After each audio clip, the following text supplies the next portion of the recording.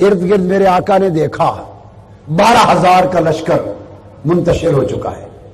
آقا نے آہستہ سے فرمایا عبداللہ ابن مسعود ذرا اب دیکھیے 12,000 کا لشکر منتشر ہوا، قدم اکھڑے، ایک شکست کا سامان ہوا لشکر اہل اسلام کو. وہ غالب آئے حوازن کے لوگ، مگر آقا علیہ السلام نظارہ کرتے رہے، تکتے رہے، پریشان بھی نہیں ہوئے اور کچھ کیا بھی نہیں، بس دیکھتے رہے کہ ہوتا کیا ہے. جب سب کچھ بکھر گیا تب حضرت عبداللہ ابن مسعود سے فرمایا عبداللہ ذرا زمین سے مجھے کچھ مٹی اور کنکریاں تو اٹھا دے. جب دکھا دیا کہ 12,000 کا لشکر منتشر ہو گیا، شکست ہو گئی لشکر اسلام کو، منتشر ہے، قدم اکڑ گئے ہیں، جم نہیں سکے، پورا اینڈ آخر دکھا دی، تو فرمایا ذرا کنکریاں مٹی اٹھا دے. عبداللہ ابن مسعود سے کہا قربان جائیں آقا علیہ السلام، جس سے میں نے آپ کو نکتہ بتایا، جس سے مس کر دیں اسے صاحب شعور کر دیتے ہیں. تو آقا علیہ السلام خچر پہ تھے، مادہ خچر پہ تھے. عبداللہ ابن مسعود سے کہا ذرا زمین سے مٹی اٹھا دو.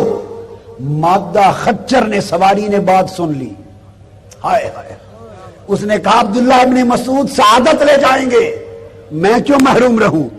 جملہ سننے کی دیر تھی، خچرنی زمین پر بیٹھ گئی، ہائے ہائے ہائے، خچر زمین پہ بیٹھ گئی، مادہ خچر، اور اتنی بیٹھی کہ پیٹ زمین سے لگ گیا. امام ابن اسحاق اور ابن ہشام روایت کرتے ہیں زمین سے مل گئی تاکہ آقا خود اٹھا لے، میری نوکری کام آ جائے، میری نوکری کام آ جائے. آقا علیہ السلام نے مٹی اٹھا لی، مٹھ میں لے کر، مشت میں وہ مٹی. اب وہاں تو 900 کافر تھے غزوہ بدر میں، بات جہاں سے شروع کی تھی اس جگہ پہ لا رہا ہوں. یہاں 30,000 کافر تھے. کتنے تھے؟ 30,000 کافر تھے. اب بات توجہ والی ہے، ایک مٹھ مٹی کی ہے. آقا علیہ السلام نے ان کی طرف شاہت الوجوہ کے کلمات اعلان کر کے پھینکی، ایک مٹھ مٹی کی. اب مجھے بتائیں اپنی مثل سمجھنے والے، ایسی غلطیوں میں مبتلا ہونے والے، اور حضور کو اپنی عقل اور قیاس کے پیمانوں پہ ناپنے والے نادان، تھوڑا سوچیں، تھوڑا سوچیں. ایک مٹھ مٹی ہو، آپ اسے پھینکیں، کتنے کے منہ پہ پھینک لیں گے؟ 30,000 ہیں، پھینک دی. میں تجزیہ کر رہا ہوں اس حدیث کے واقعہ کا اور قرآن کا واقعہ تجزیہ کر رہا ہوں. پھر ان میں سے بہت کثرت سے مسلمان ہوئے. مسلمان ہونے کے بعد اپنا حال بتاتے ہیں، کہتے ہیں کوئی ادھر تھا، کوئی ادھر تھا. پورا میدان جنگ 4 اطراف میں فوج تھی، 4 اطراف میں. ایک طرف کنکریوں کی اور مٹی کی مٹھ پھینکی. وہ کہتے ہیں خدا کی قسم 30 کے 30,000 آدمیوں کے منہ میں، ناک میں، آنکھوں میں جا کے لگی. اب بولیے وہ کنکریوں کو کس نے ان کے 30,000 لوگوں کی آنکھوں تک پہنچایا؟ کنکریاں تو ہوا میں اڑ گئیں، جب پھینکا اڑ گئی. 30,000 آدمی چاروں کناروں پر بکھرے ہوئے تھے. تو کنکریوں نے کیسے پہچان لیا یہ کافروں کے منہ ہیں؟ کنکریوں کو راستہ کس نے بتایا کہ یہاں بے ایمان کافر کھڑے ہیں، یہ ان کی آنکھیں، ان کے منہ اور چہروں پہ جا لگو. بھئی وہ تو ہوا میں اڑ گئی. ارے مٹی اور کنکریوں کو راستہ کون بتاتا تھا؟ ان کافروں کے منہ اور آنکھوں تک پہنچاتا کون تھا؟ پہچان کون دیتا تھا؟ صحابہ بھی بکھرے ہوئے تھے چاروں اطراف میں، 12,000 صحابہ بھی بکھرے ہوئے تھے، 30,000 کافر بھی تھے. کسی صحابی کے چہرے پہ نہیں گئی، 30,000 کافروں کو چن چن کے پہچان کر کے لگی. ان کنکریوں کو شعور کس نے دے دیا؟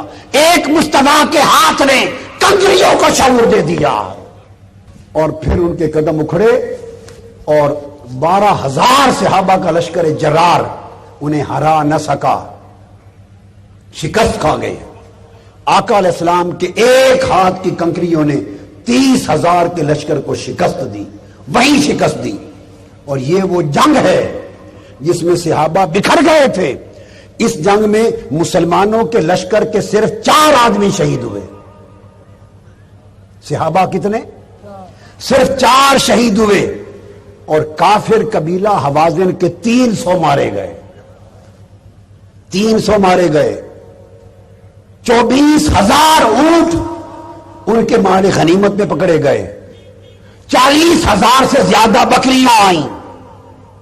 6,000 عورتیں باندیاں ہو کے آئیں. 1,000 مرد آئے. 4,000 اوقیہ چاندی آئی. بیل گائے آئے. اتنا بڑا مال غنیمت اسلام کی 10 سال کی تاریخ میں نہ تھا. اتنی بڑی فتح کس نے ہوئی؟ ایک مصطفیٰ کے ہاتھ کی کنکری سے. وما رمیت اذ رمیت ولکن اللہ رمی ید اللہ فوق ایدیہم. یہ کوئی مصطفیٰ کا اپنا ہاتھ تھوڑا تھا، یہ خدا کا ہاتھ تھا. لہراتا مصطفیٰ کا تھا، ہوتا خدا کا تھا. لہراتا مصطفیٰ کا تھا، ہوتا خدا کا تھا.